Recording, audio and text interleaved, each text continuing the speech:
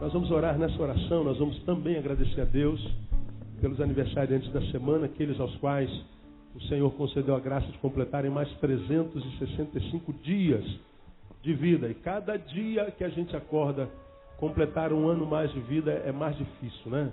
365 dias é um milagrão, no Rio de Janeiro é um milagre maior ainda, não é? Porque está difícil viver nessa cidade, né? Eu quero parabenizar os irmãos que completam mais um ano de vida nessa semana. E se você estiver aí na frente, aí sentado, eu quero convidá-la a vir à frente, à medida que eu chame o seu nome. Aniversariando hoje, dia 23, Edivaldo Alves dos Santos.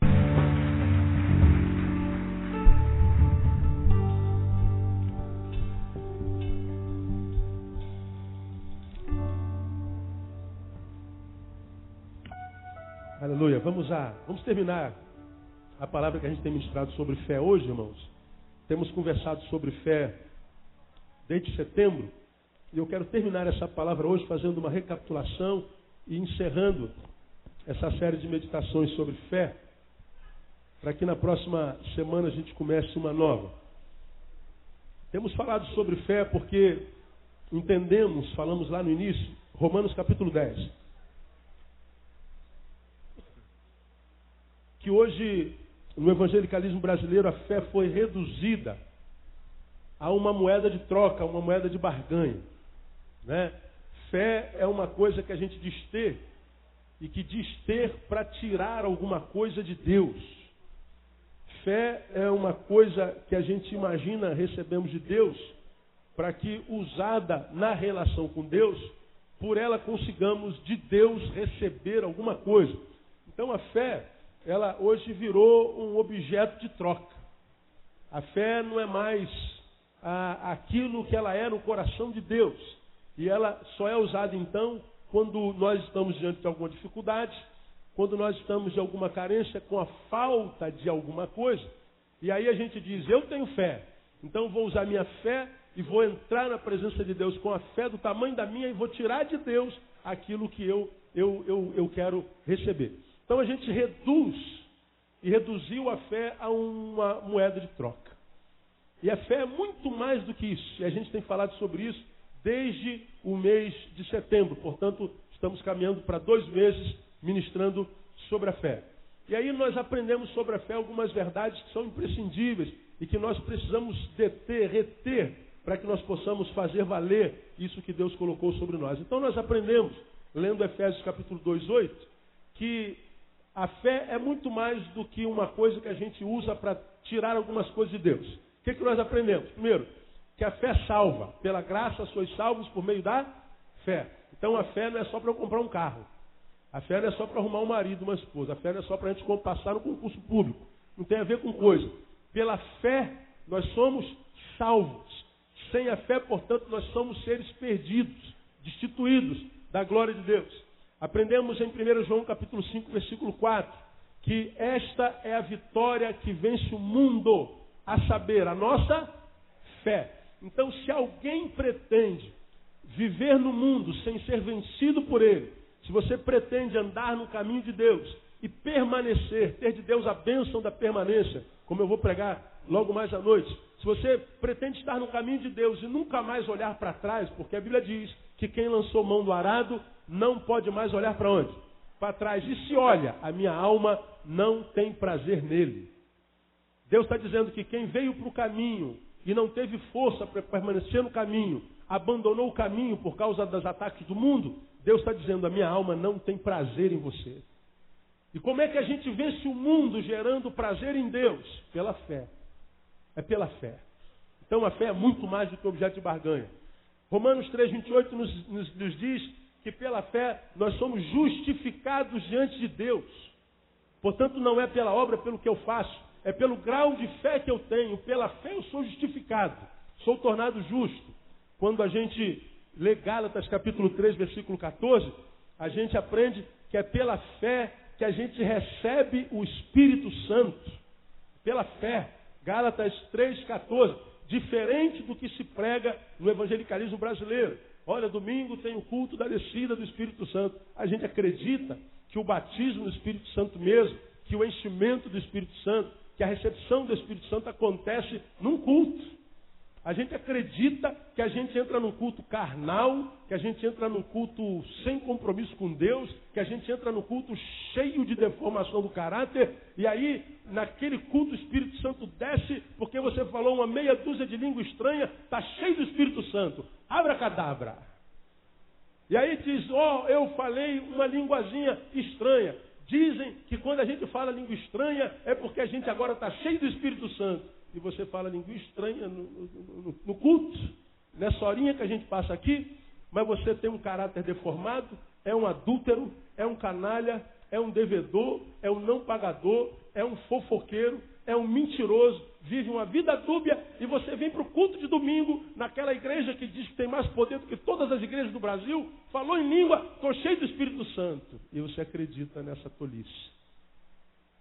Como que se o enchimento do Espírito fosse um fenômeno mágico. Entra vazio e sai cheio. Não, é um processo, irmão. Isso é gerado pela fé. Falamos sobre isso no domingo inteirinho. Não pensa que você entra safado e sai santo, porque não sai não. A Bíblia diz que alguém quer vir após mim, a primeira coisa que tem que fazer é o que mesmo? Negar-se a si mesmo, negar o teu eu. Porque se você vem a mim com esse teu eu deformado, com esse teu eu mentiroso, com esse teu eu artista, você vai perder tempo em seguir mesmo que seja um Deus do tamanho que eu sou. Então tem muita gente que perde tempo em seguir a Deus porque acha que seguir a Deus é frequentar a igreja. Se não trabalha caráter, se não forma caráter com sacrifício, se não luta contra si constantemente, diariamente, para moldar o caráter à luz da palavra, você vai frequentar a igreja a tua vida inteira, mas nunca vai receber a graça de Deus no teu interior. Do teu interior nunca, jamais fluirá rios de água viva.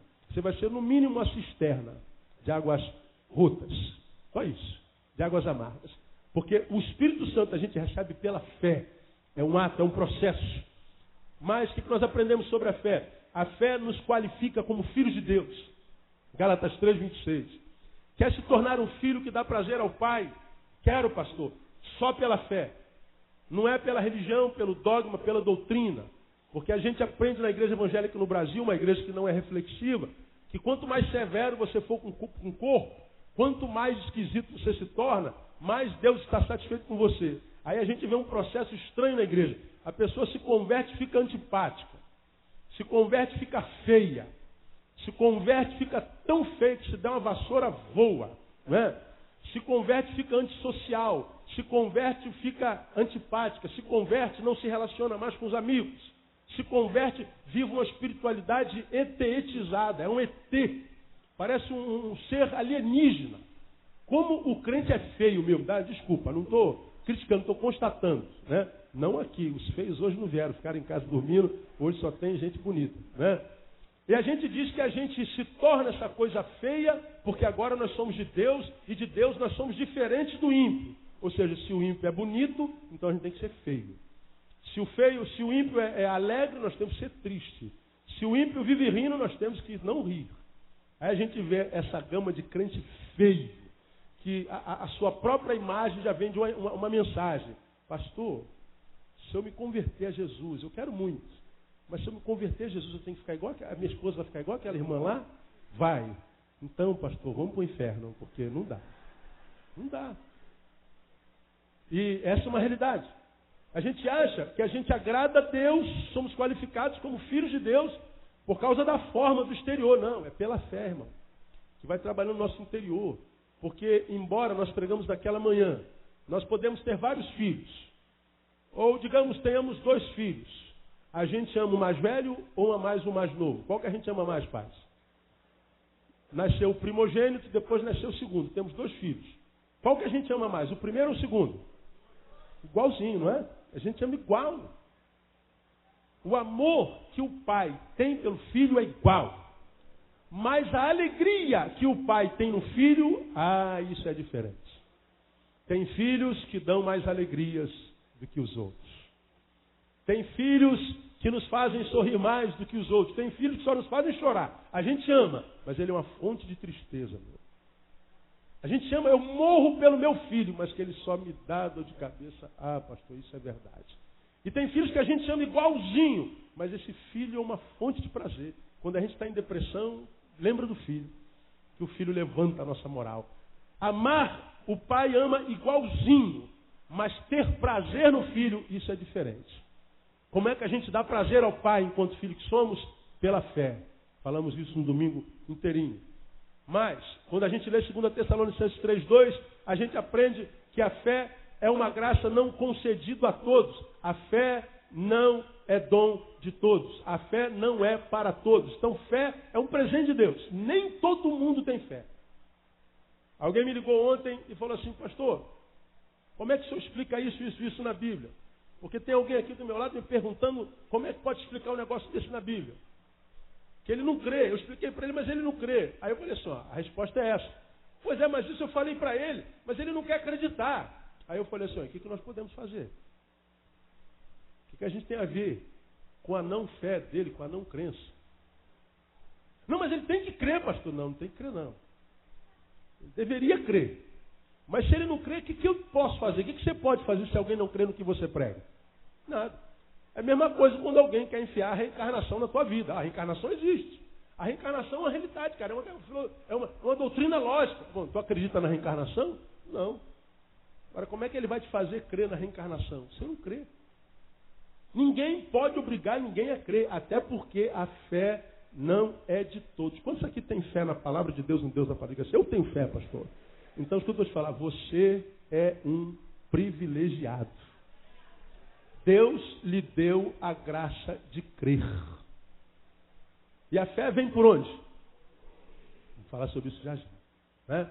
Então a fé não é presente de todos. E falamos por último, que lá em Hebreus 11:6, que sem fé é impossível o quê? Agradar a Deus. Qualquer um que pense agradar a Deus, atrair a sua presença, fazer com que Deus te veja, te ouça. Como eu disse para Isaías, então tu dirás, então tu clamarás e eu te direi, eis-me aqui. É o que Isaías ouve de Deus lá em Isaías 58.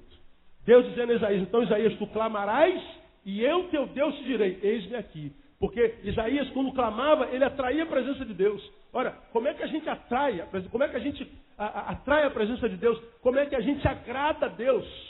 Como é que a gente se torna uma presença agradável para Deus? Porque a presença de Deus nos alegra. Agora, quando nós entramos na presença de Deus, o que Deus sente? Quando a gente está na presença de Deus, a Bíblia diz, na presença de Deus há abundância de alegria. Agora, quando você entra na presença de Deus, o que Deus fala a teu respeito? Ei, olha quem está aí de novo. Lá vem o pidão. Quer ver? Vai orar, né? Vai dizer, ó Deus, eu vim passar um tempo na tua presença, ó amado da minha alma. Daqui a pouco ele tira a lista de supermercado e começa a orar. A oração dele é sinônimo de petição. Ele é um mendigo espiritual. É um mendigo, toda vez que chega perto de você, não é para te oferecer R$1, é? Não. Toda vez que ele chega perto de você, qual é a primeira postura de um pedinte? Digam vocês. Ó, ele chegou perto de você. O que eu faço aqui agora? É isso aqui ou não é? Ele não chega para compartilhar nada. Ele chega para tirar algo de você. Como é que é a relação da maioria de nós com Deus? Vamos orar. Vamos para nosso momento devocional. Aí você vai orar, na verdade, você vai pedir. Somos pedintes. A oração virou sinônimo de petição. E oração e petição não são a mesma coisa. Desafiei vocês a orar ao Senhor durante um tempo na vida de vocês sem pedir nada. Tente. Pastor, a gente vai falar com Deus. Se não for para pedir, a gente fala o quê? Não sei, ué. Eu não sei a relação que você tem com Deus. Quando você está com a sua namorada, seu namorado, o que vocês falam para o outro? Consegue ficar conversando uma hora com o teu amado, com a tua amada? Dá para ficar? Quem é pai de adolescente aqui que está namorando? Eu e mais uma meia dúzia. Quanto tempo seu filho fica no telefone com a namorada? Só a graça, hein, irmão? Só Jesus na causa, né, irmão? Telefone toca, quem é que sai correndo para atender? Só Jesus na causa, né, irmão? E falou 10 minutos atrás, conversou 1 hora. É uma coisa de louco, não é? Como é que tem assunto para falar? E não pede nada. Amor, você está tão linda, amor. Que perfume maravilhoso. Seu cabelo está tão sedoso. A chapinha funcionou, né? Oh, amor, você hoje está diferente, há um brilho nos teus olhos. Sem ti, oh, meu amado, a minha vida não é a mesma. Eu estou com saudade de mim, daquele que eu sou quando eu estou com você. Aí o ser amado, né? Puxa. Agora quando você está do Deus, ó Deus, abre a porta. Oh Deus, cura meu pai, minha mãe. Deus, me ajuda a passar naquele concurso. Deus, alisa meu cabelo. Deus, tira minha depressão. Deus faz, Deus tira, Deus dá. Deus dá, Deus tira, por favor, em nome de Jesus, ó Deus, dá. Aí você acha que quando você vai orar, Deus olha para você e diz assim, ô, meu filho vai orar, vai falar comigo de novo. Meu filho veio pedir. Lá vem um pidão. Lá vem um pidão, só lembra de mim para pedir. E a gente não sabe o que ora e não tem resposta nunca. A gente ora, não adianta orar, pastor, eu oro, peço, Deus não dá. Claro, você só pede. Você não glorifica, você não exalta, você não diz o que ele é na tua vida. Você sabe que você está interessado no que ele dá e não no que ele é. O dia que nós aprendermos a orar a Deus sem pedir nada, quem sabe quando a gente pedir, ele atende. O que você sente quando está na presença de Deus? Alegria, pastor. O que Deus sente quando você está na presença dele? Quer agradar a Deus, ele está dizendo só pela fé. Essa fé que salva, essa fé que te capacita para vencer o mundo, essa fé que te justifica diante de Deus, essa fé pela qual nós recebemos o Espírito Santo, essa fé que nos qualifica como filho, essa fé que é dom de Deus na nossa vida. Essa fé também faz com que nós geremos alegria no coração de Deus. É aquela ideia, quando você está amando alguém, chega um torpedozinho dela, aí tu vê que é o número dela, não alegra nosso dia? Ih, ela lembrou de mim.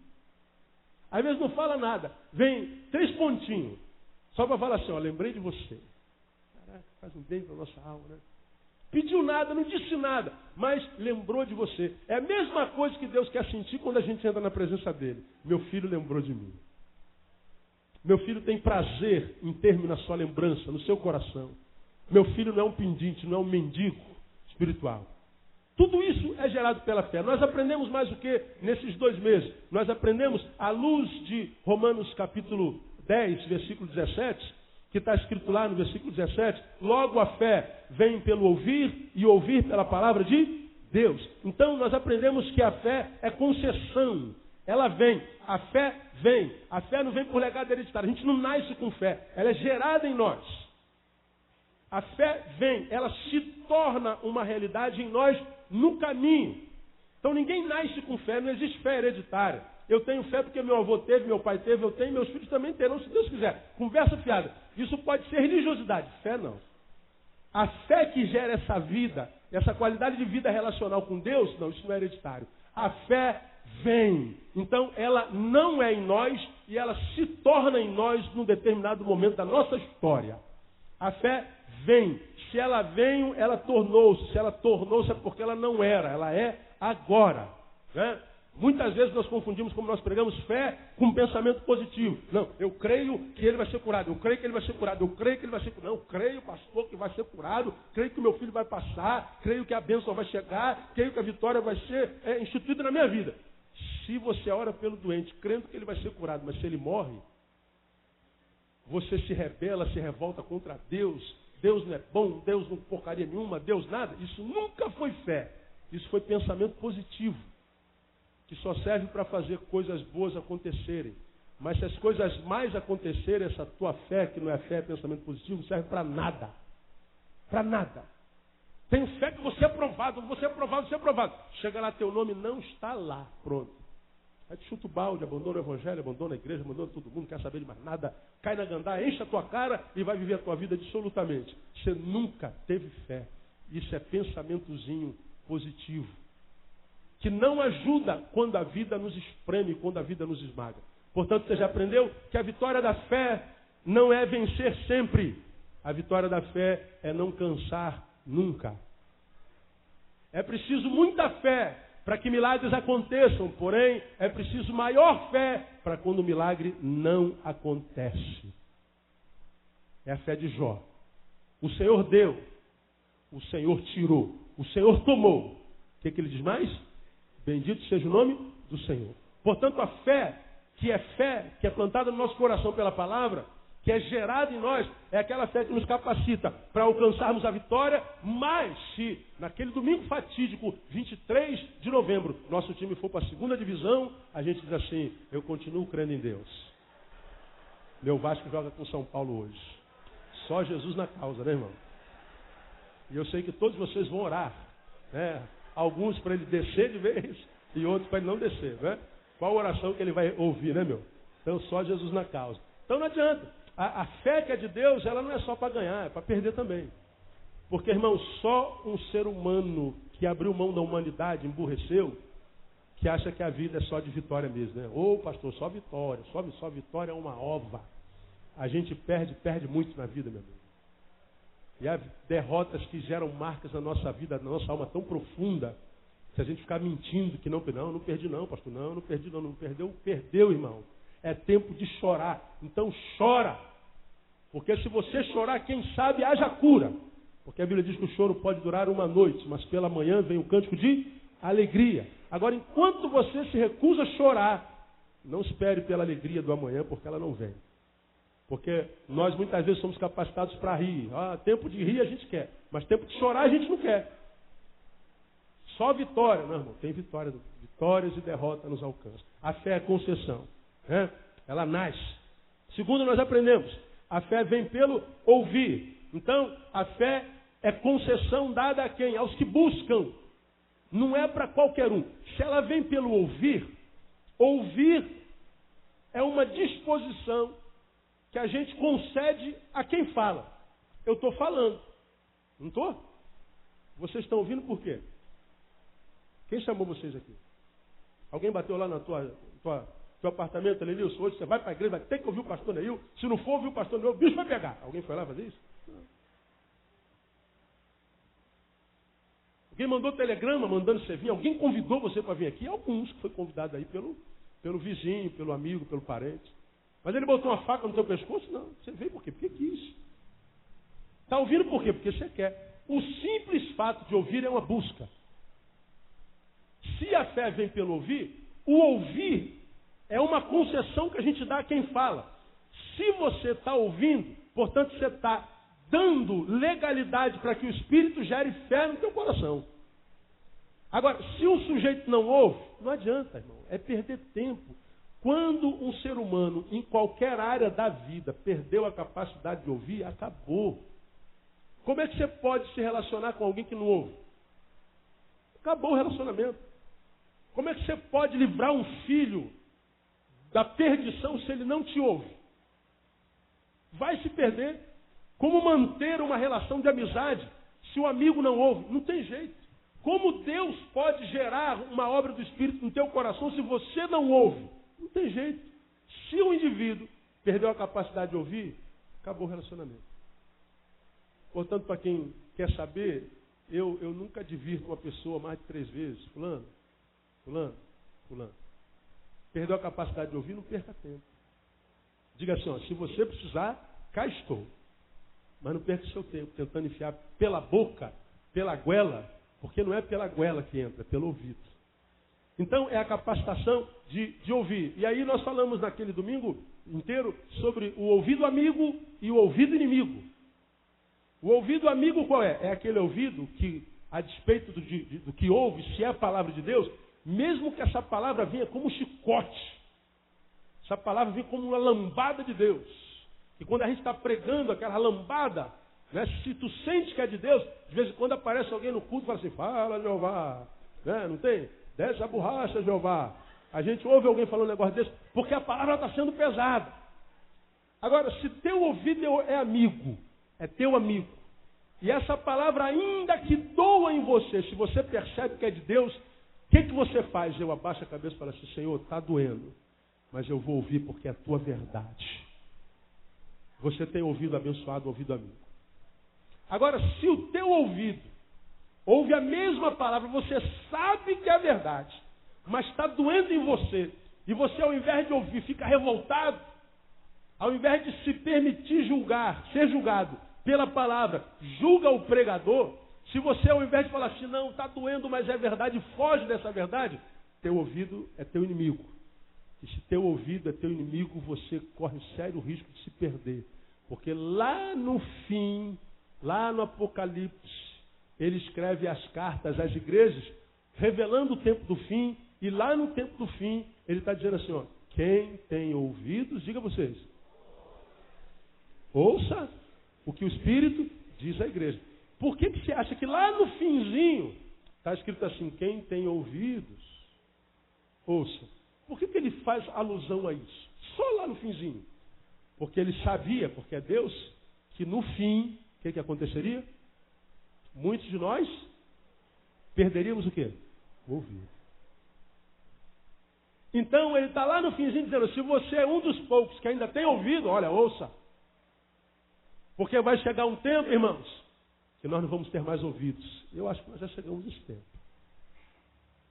Falei nesse domingo sobre a qualidade de humano no qual nós temos nos tornado.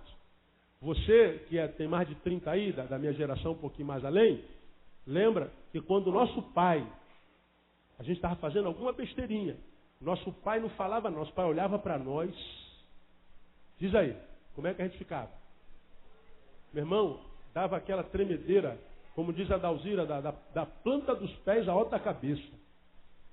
Papai olhava para mim assim, com aquele olhar dele, eu já baixava, já entendi tudo, meu pai, já ouvi tudo. Já estou saindo fora, me perdoe.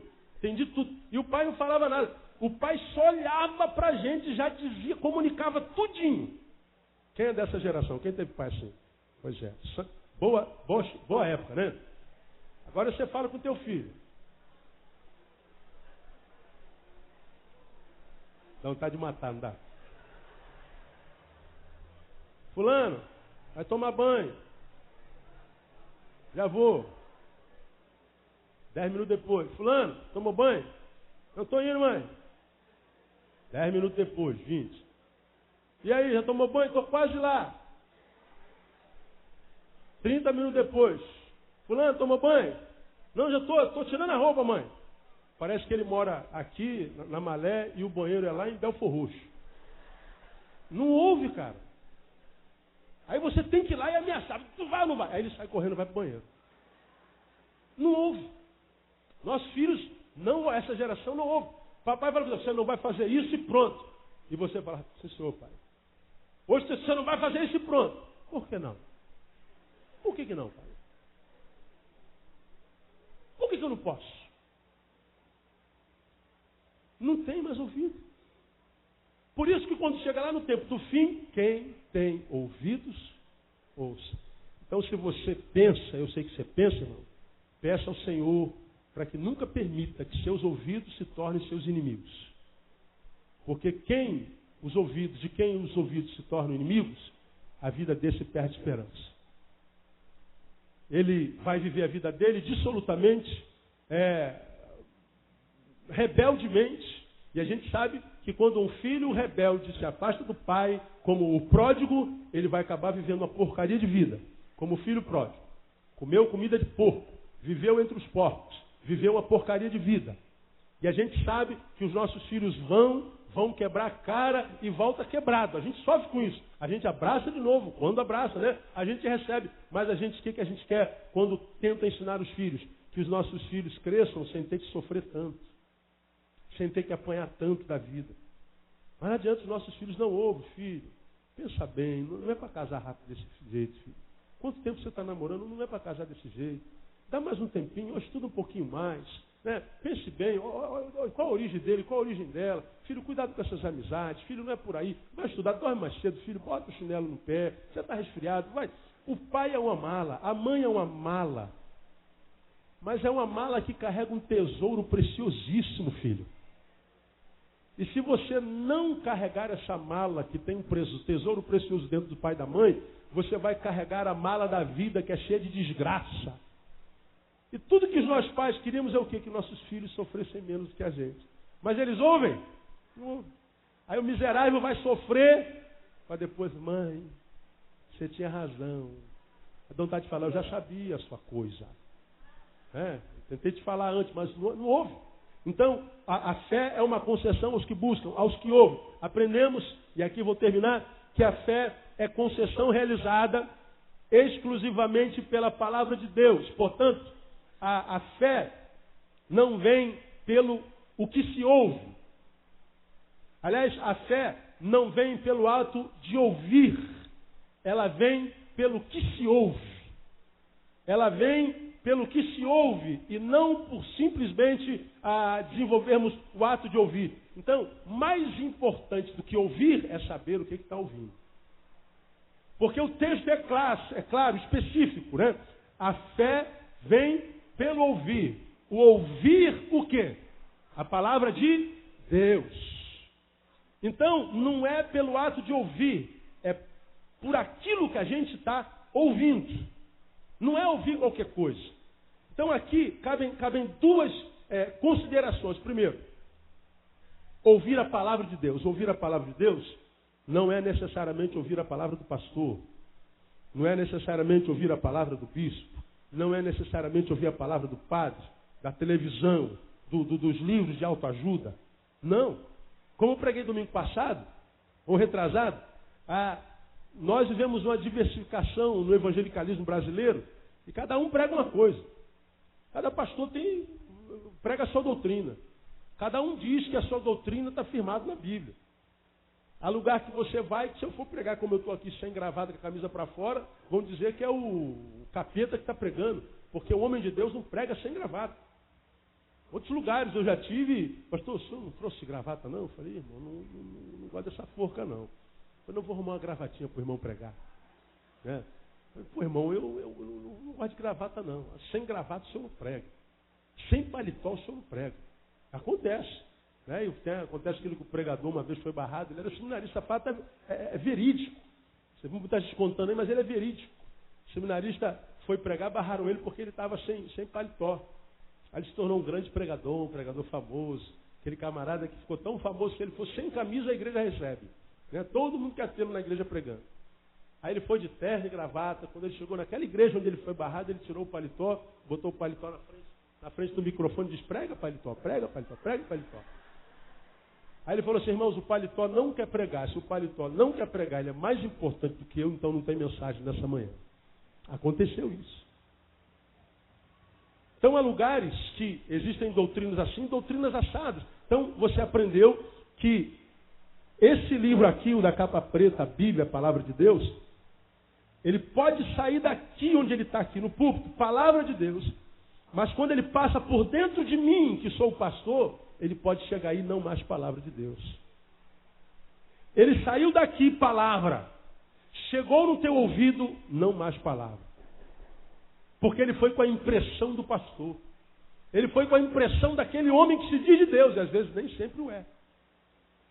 De modo que mais importante do que saber o que está ouvindo, do que está ouvindo alguma coisa, é saber que coisa é essa que você está ouvindo. Porque o que a gente ouve de barbaridade na igreja hoje é doentio. Nós vivemos um tempo de doença emocional, doença existencial, doença de tudo. Estávamos em Campos, sexta-feira pregando, estávamos sentados na mesa comendo. Ali é minha esposa, que não me deixa mentir, ou como eu digo sempre, ou mente comigo, né? O telefone do pastor tocou. E a mulher está lá do outro lado. Ele está assim, não, mas não é assim, mas acho que a sua visão está equivocada, irmão. Não penso assim. Mas de onde a senhora tirou isso? Isso pode ser só uma impressão do seu coração, da sua mente. Faz isso não, seu marido é homem de Deus. A senhora vai acabar perdendo seu marido. Mas ele está lá, não, olha só, vamos conversar tal. Aí ele desligou, tentando acalmar a mulher. Aí ele contou o que aconteceu. Pastor, eu estava aqui lavando roupa e eu vi um vulto de uma mulher na minha casa.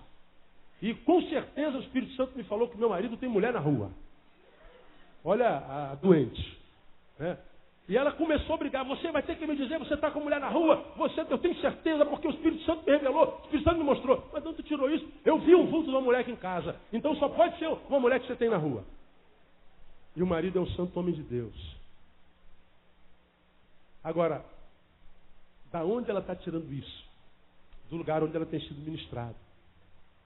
Vem uma revelação, irmã, fulano de tal, o Espírito está me dizendo que você tomar cuidado com o seu marido. Pronto, plantou uma semente de dúvida. Plantou uma semente de confusão. E a Bíblia diz claramente que o nosso Deus não é Deus de confusão, mas sim de paz. Plantou uma semente de confusão através de uma revelação. Ô irmão, você é sócio daquele irmão, não é? Sou. Você confia em mim mesmo nele? Tem certeza que é teu amigo? Plantou a semente da confusão. Tudo isso em nome do Espírito Santo. A gente vai vivendo de profecia em profecia, de profetada em profetada, de sonho em sonho, de revelação em revelação, como se a palavra daquele que fala depois do culto, porque você sabe como é que é o meio, louvor, palavra, tudo. Alguém teve uma revelação? Eu, pastor. Então conta aqui, irmã. Aí a irmã vem contar a revelação que teve. E você imagina que aquela revelação é palavra de Deus. A escuta, como se aquilo fosse palavra de Deus. Pode ser? Pode. Pode não ser? Pode. Qual a certeza que eu tenho que é de Deus? Não há certeza nenhuma. Se não há certeza nenhuma, como diz Paulo em 2 Coríntios capítulo 14, essa profecia precisa ser julgada. E aí o que acontece? Eu tenho visto um monte de crente doente, mas doido, está ficando doido. Não tem paz. Porque tem sido ministrado com palavra que vem de dentro da igreja, do pastor, seja do profeta, do apóstolo, mas não é de Deus. E aí não sabe por que a vida está amarrada, está doente. Porque isso não gera fé. A fé vem pelo ouvir, o ouvir a palavra de Deus. Eu preciso ter esse livro na mão, eu preciso conhecer esse livro, porque não vem só pelo que se ouve, vem por causa do ato de ouvir. Portanto, não vem pelo fato de frequentar uma igreja, mas de saber qual igreja está frequentando. Não vem pelo fato de ouvir a palavra de um pastor, mas saber de qual pastor está se ouvindo. Não vem o fato de fazer parte de uma campanha, mas de qual campanha você está participando. Não é do que eu faço, mas como eu faço, com que intenção eu faço. Não é por causa da forma, mas do conteúdo. Não é da aparência, da essência.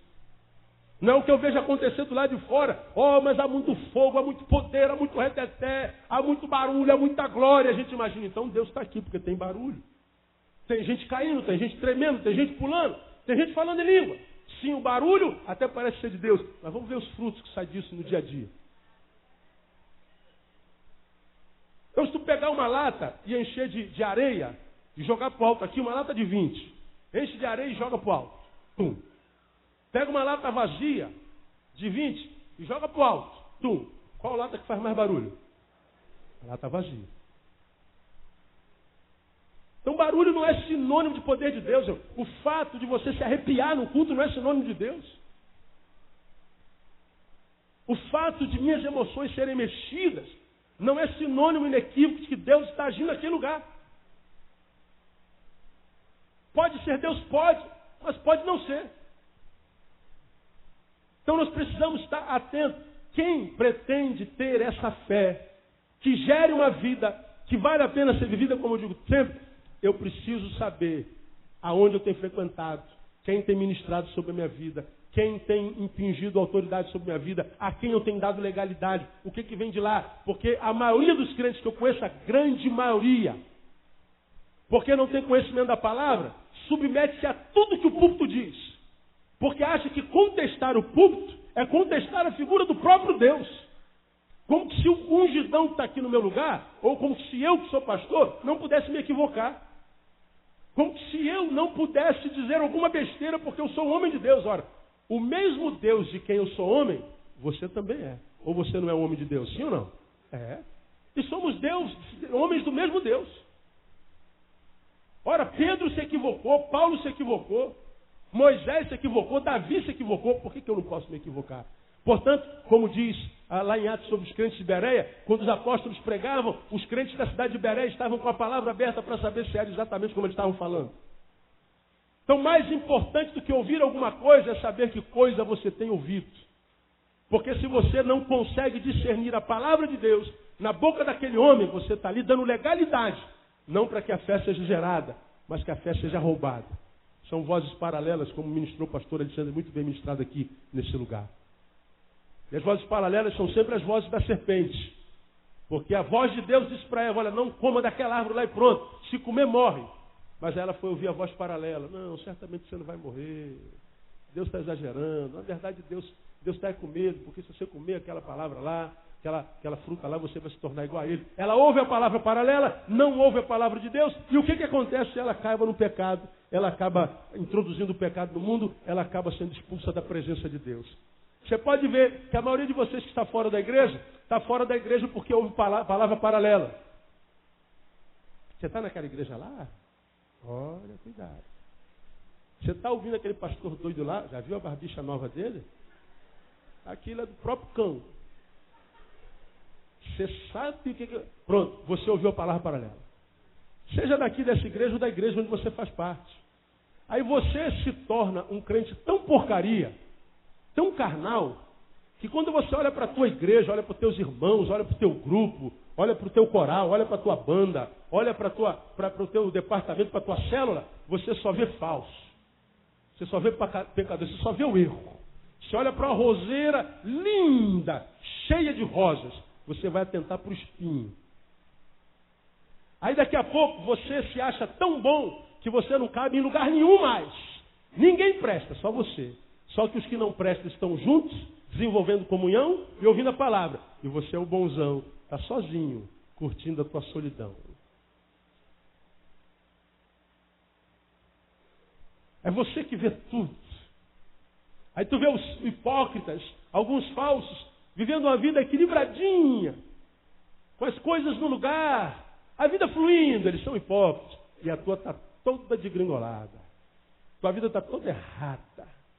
Você está batendo a cabeça na tua vida emocional, financeira, espiritual, há 200 anos. Teus filhos estão crescendo longe da igreja. E você continua nessa paranoia de se ver além daquilo que você é, achando que todo mundo é menor do que você. Você não sabe que de todos os menores, o menor é você. Porque os que estão lá são ruins. Mas pelo menos eles estão vencendo a ruindade, estão vivendo em comunhão. E a Bíblia diz que bom e agradável é que os irmãos vivem em comunhão. Ali o Senhor ordena a bênção e a vida para sempre. Mas você é tão bom que não consegue caminhar com os ruins. Quem é ruim de fato? Um bom que se diz bom, que não consegue se relacionar com os ruins? Ou os ruins que se veem ruins e que porque se veem ruins conseguem se relacionar com os iguais? Quem é ruim, de fato, de verdade? Agora, por que você já não está mais na comunhão? Porque você perdeu a capacidade de ouvir, irmão. Você já é casa rebelde. Você vai se perder no dia do juízo. Está amarrado, pastor? Não está não, irmão. Estou libertinho da vida. É que você não se enxerga. Quem sabe se você pedir ao Senhor para curar o teu ouvido, você tem, quem sabe, um dia se quebranta. Porque quem cresceu, meu irmão, minha irmã, quando olha para o defeito dos outros, não olha para o defeito dos outros, olha para os outros que têm defeito. Como você tem ensinado aqui, em vez de olhar para o pecado que o homem comete, olha para o homem que cometeu o pecado. Quem olha para o pecado, julga o pecador. Quem olha para o pecador com amor, ajuda o pecador a vencer o pecado. E quem consegue olhar para o pecador é porque primeiro olhou para si mesmo. E quem se enxerga só pode olhar o outro de uma forma, com misericórdia. Porque é pecador também. Então a fé é o ato de ouvir a palavra de Deus. Então não é o fato de ouvir profecia, revelação, exorcismo, campanha, um sonho, sacrifício. Tudo isso tem a ver com a cultura evangélica, mas não é evangelho. Li, não sei aonde, há bem pouco tempo atrás, eu creio no evangelho de sinais e prodígios, mas eu não preciso de sinais e prodígios para crer no evangelho. Então tudo isso, sinais, prodígios, revelação, profetado, tudo faz parte do circo gospel no que se transformou a nossa igreja. Mas não é evangelho. O evangelho é palavra de Deus que é ministrada aos nossos ouvidos, que desce ao nosso coração, que só deve descer ao nosso coração quando mastigado com os dentes do nosso cérebro, porque senão a gente está entulhando a nossa alma com o lixo da religião. E a religião só mata os homens. Então, vem pelo ato de ouvir a palavra de Deus. Segundo, é a concessão realizada quando ouve a palavra de Deus, portanto, palavra de Deus não outra. E uma pergunta: para que Deus teria revelado a sua palavra? Qual é a razão de Deus ter revelado a sua palavra? Esse texto nos ensina claramente. A fé vem pelo ouvir. O ouvir o que mesmo? A palavra de Deus. A fé vem pela palavra de Deus. Portanto, a palavra de Deus foi revelada para quê mesmo? A fé é produzida pela palavra de Deus. Então, para que Deus revelou a sua palavra? Para quê? produzir fé em nós. A fé vem pela palavra. E a palavra foi revelada para quê? Para produzir fé. Ora, se Deus revelou a sua palavra para produzir fé, e a fé é produzida pela palavra, e a palavra foi revelada para produzir fé, ele está dizendo assim, olha, vocês não podem viver sem fé. Sem fé é impossível.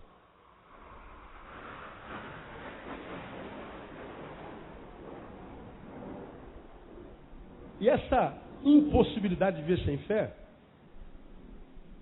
vem confrontar a realidade que nós vivemos hoje. O crescimento do ateísmo mundial. A Europa, como preguei aqui há bem pouco tempo atrás, hoje, sociologicamente, já é tida como a Europa pós-cristã. Onde é que nasceu o Evangelho? Na Europa. Do Evangelho para as Américas, das Américas para aqui, para a América Latina. A Europa foi o berço do cristianismo. Leia a Bíblia, as viagens paulinas. A Europa exportou o Evangelho para o mundo inteiro. E o exportador do Evangelho para o mundo inteiro hoje já não tem mais Evangelho. A Europa é sociologicamente pós-cristã. Os Estados Unidos está entrando na fase pós-cristã, que hoje ainda é tido e é visto como o maior país cristão do mundo, evangélico do mundo, evangélico do mundo. Só que você vai aos Estados Unidos, não vê mais o evangelho prático, o evangelho na prática. É o evangelho das igrejas. E esse evangelho da América, que trouxe o evangelho para a América Latina, trouxe o evangelho para a América Latina, que para a qual o mundo inteiro olha e diz assim, está acontecendo um avivamento na América Latina. Por que que o mundo, quando olha para o Brasil, para a América Latina, acha que está acontecendo um avivamento? Porque as nossas igrejas estão todas cheias e abarrotadas. Agora me respondam vocês, irmão. Igreja abarrotada é sinônimo de avivamento? Não. Porque encher uma igreja é muito fácil, irmão. E o pior é que tem gente que não consegue, cara. Encher uma igreja é fácil, difícil. É transformar essa gente que enche a igreja em discípulos maduros o suficientemente para quando sair da igreja, compartilhar o que na igreja recebeu. É isso que a gente não consegue fazer. Porque quem vem para a igreja não vem para ser, vem para ter. Ele acha que o avivamento que Deus está fazendo é aquele que você arrepia todo. Aleluia. E aí, o pastor está sendo visitado pelo Espírito Santo, aleluia. Fale em língua, pastor, fale em língua. E a gente começa a sentir aqueles arrepios, a gente levanta e começa a dar glória a Deus. Legal, eu gosto do reteté, irmão. Gosto de pregar onde o reteté acontece. Tenho de pregar em igreja tradicional. Você prega, o pessoal não reage nada. Você vai estar falando com poste. É horrível. Não flui. Agora, o que a gente faz aqui dentro não é o importante é o que a gente vai fazer quando a gente sai daqui de dentro. Porque vós sois o sal da onde? Da terra, não é da igreja. Vós sois a luz da onde? Do mundo. Não se pode esconder a luz embaixo do alqueire. Se tu botar embaixo do alqueire, ela vai ser vista longe, não adianta. Vai aparecer a luz, brilha, a luz dissipa as trevas.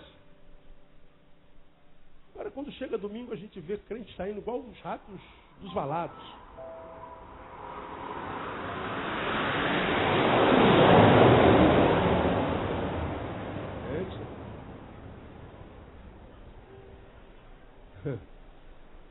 Domingo a gente vê crente saindo tudo que é biboca, mano. Tudo que é cantinho tem um crente com a Bíblia na mão.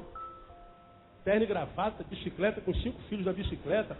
E é crente para todo lado. Meu Deus, como é que tem crente nessa cidade? Agora, segunda-feira, cadê os crentes?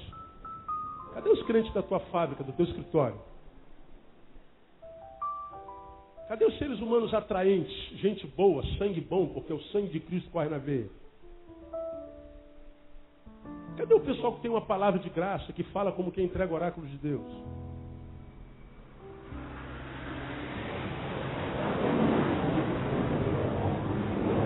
Ô, glória!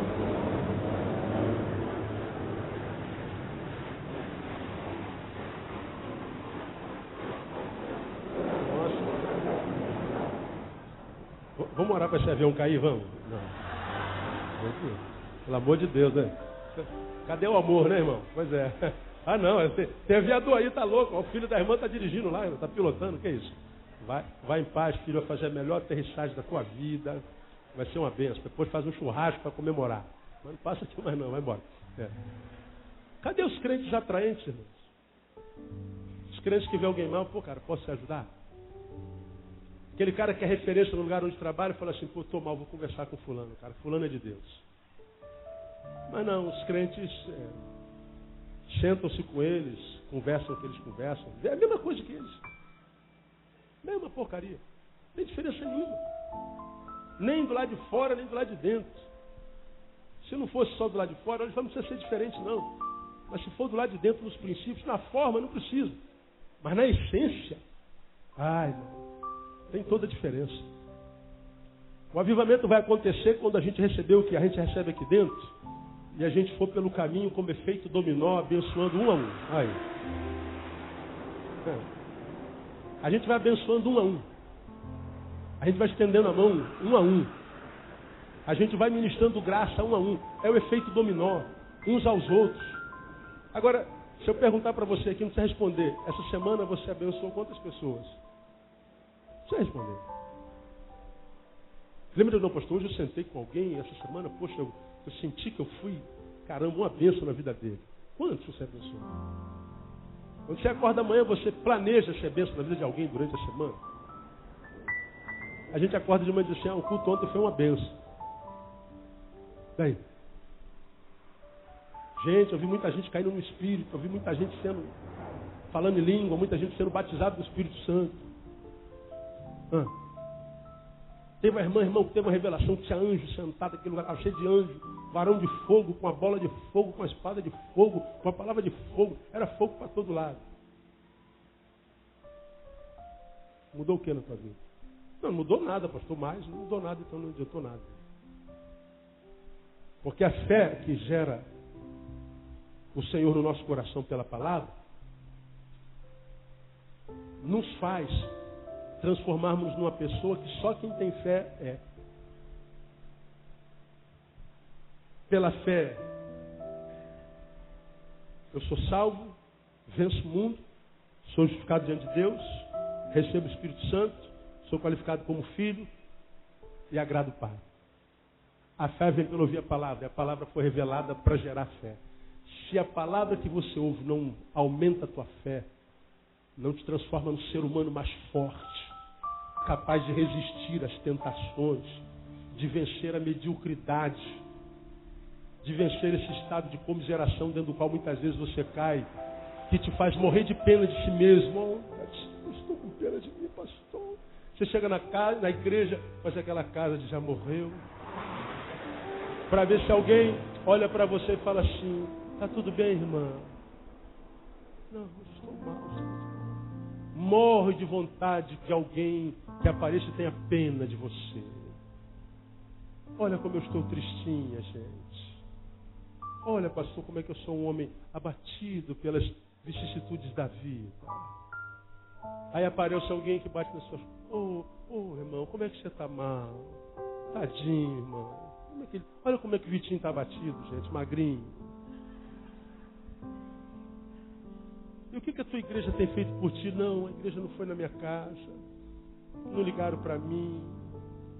Não mandaram um torpedozinho. Estou muito magoado. Você tem razão, Vitinho. Você tem razão. Aquela gente não tem amor. Aquela gente não te ama. Alguns não fazem cara de pena, não. Alguns olham para a gente com cara de raiva. Estou com raiva do Senhor. Estou com raiva de todo mundo. E aí aparece, olha para a gente com cara feia, doido para a gente falar alguma coisa. Algum problema, irmão? A gente não fala nada. Finge que nem viu. Aí ele fica com mais raiva ainda. Mais raiva ainda. Ele acha que o culpado é quem não falou nada. Não é você. Você se basta. Lembra você o que disse e repito. Para mim, nós vivemos um tempo em que o diabo trabalha muito pouco. Diferente de tudo que se diz nas igrejas evangélicas. Olha, o diabo está furioso. O diabo está se levantando contra você. Olha, irmão, o diabo está nervoso contigo. O diabo está se cotizando, se unindo para destruir a igreja do Senhor. E o diabo, para mim, o diabo está em Cabo Frio essa hora, irmão. Fazendo um passeio de escuna. Tomando 51, boa ideia. Os demônios estão lá na Costa Verde, Angra dos Reis, nas ilhas, descansando. Mas como, pastor, se eu falo uma coisa dessa? Porque nós nos transformamos em seres humanos tão ruins, crentes tão meia boca, que o diabo não precisa se preocupar conosco, nós nos bastamos.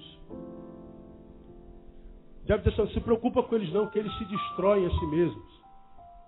Eles morrem de pena deles mesmos.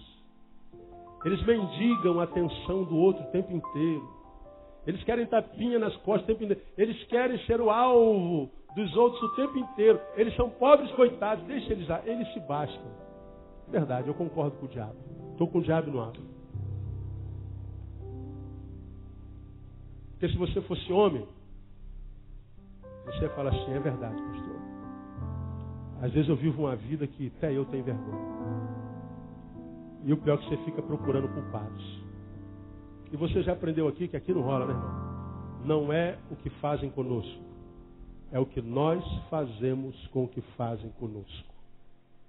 O que fizeram contigo, a gente já sabe.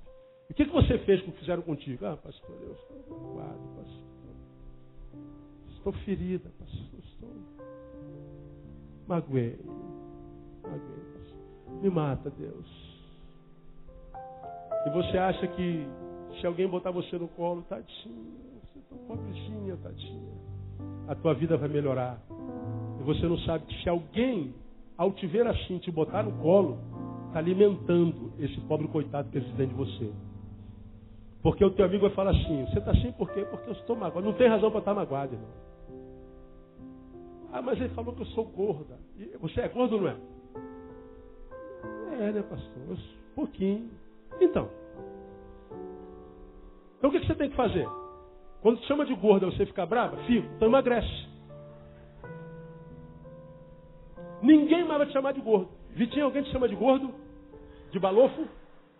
Não. É chato quando me chamam de gordo? É. Mas adianta eu ficar falando? Me chamaram de gorda, pastor. Oh, pastor, disseram que a minha blusa é feia. É feio ou não é, irmão? Não. Então, o que está ouvindo? Não é, pronto, acabou.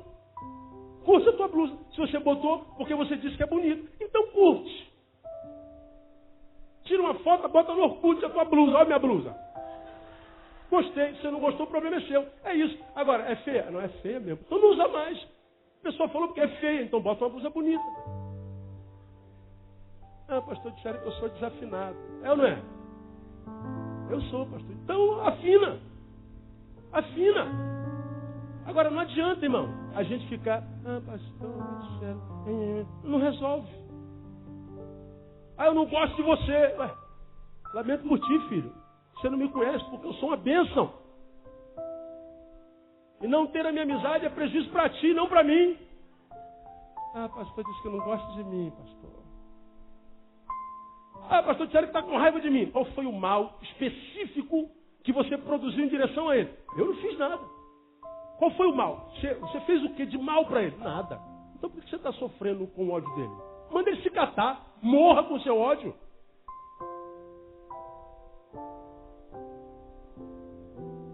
Porque senão, irmão, você vai continuar sendo esse crentezinho escandalizado.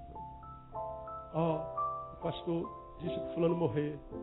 O pastor disse que eu sou crente porcaria. Eu estou escandalizado. Estou triste com aquela irmã, com aquele irmão. Quando você está triste aí com a irmã está curtindo o marido, a esposa, os filhos, a vida. E você está curtindo ódio por ela. E ela está celebrando a vida no nome de Jesus. E você está aí, vida, azar, E quando a gente fala isso daqui, você fica com raiva de mim, não é? O pastor não tem amor no coração. O pastor é muito duro. Não, você que é muito mole. E se você pegar essa dureza que às vezes é pregada aqui e falar assim, cara, dói, mas é verdade. Eu não posso ficar aqui sofrendo porque fulano disse que eu sou gordo daí. O meu valor não está na minha gordura, na minha magreza. Meu valor não está no meu dinheiro, nem na minha dureza. Meu valor não está naquilo que eu faço, deixo de fazer. Deus me ama de qualquer jeito. E eu tenho que me amar também. Eu não posso estar sofrendo por causa daquela invejosa. Eu sou gorda e ela é feia. Amanhã eu posso emagrecer. E o feio? Não tem jeito, irmão. Já falei sobre isso aqui. Aí, fica sofrendo que falaram de você. Bom, portanto, o problema não foi o que falaram de você. Foi o que você ouviu a teu respeito. O problema nunca está no outro. O problema sempre está em nós. Se você vive essa vidinha que você está vivendo aí, o problema é teu. Você é o seu Satã. Você se faz mal. E se isso é verdade, porque você perdeu a capacidade de ouvir. Quem tem ouvidos, ouça o que o Espírito Santo diz à igreja. Deus abençoe você e te ajude com essa palavra a gerar fé no teu coração. Vamos ficar em pé.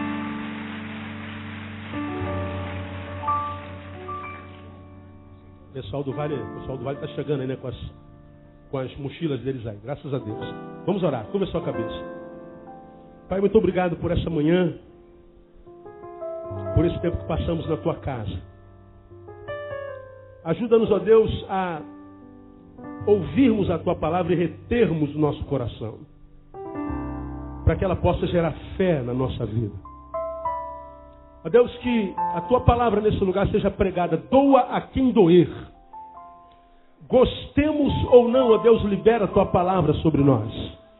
E ousamos a te pedir, ó Deus, nunca fale o que nós queremos ouvir. Fale-nos o que nós precisamos ouvir, ó Deus. Que a tua palavra gere dor em nós, se for necessário, desde que seja a tua palavra. Porque nós sabemos que a mesma palavra que fere é a palavra que sara no nome de Jesus. Ó Deus, ajuda-nos a sermos alcançados por essa fé, que é mais do que uma moeda de troca. É uma fé que qualifica a nossa própria existência na tua presença.